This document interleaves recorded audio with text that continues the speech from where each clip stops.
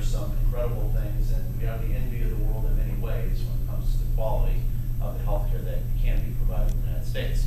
At the same time, we have some very big gaps where people can't afford it in some cases. People show up in emergency rooms. People are locked out because of insurance rules and things like that.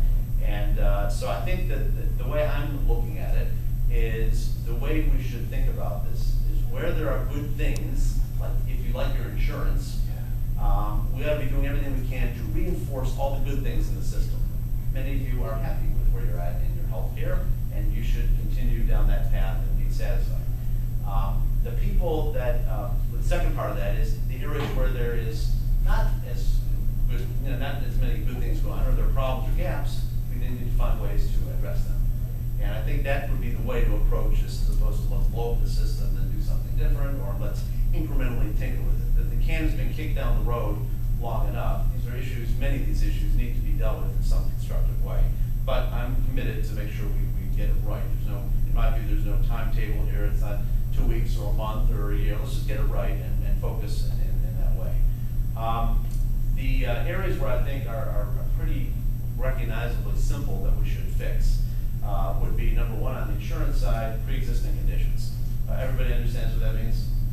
The notion of if you have an illness and you change job, you change your policy, many underwriters are not going to exclude that illness. My sister is with her permission, is an example I use. She was diagnosed, she lives in California, she was diagnosed with breast cancer. Many of you have had that experience in family or other types of serious illnesses. 6 months ago, she has had 3 surgeries, treatments, knock on wood, she's okay now, hopefully it'll stay that way. But she's already in the position where her husband changes jobs. It's very likely that the next policy will exclude her cancer if it comes back. That's just not right. I mean, you ought to know, just like with homeowners insurance, if you pay the premium, that you're covered, especially for something like that, because that's going to be the expensive stuff. Not going to the doctor or having a simple little procedure. Having more surgery or being in the hospital or continuing therapies or pharmaceuticals is what the expensive part is, and so that needs to be fixed. And I think there's a pretty good consensus that that's an insurance spreading the risk thing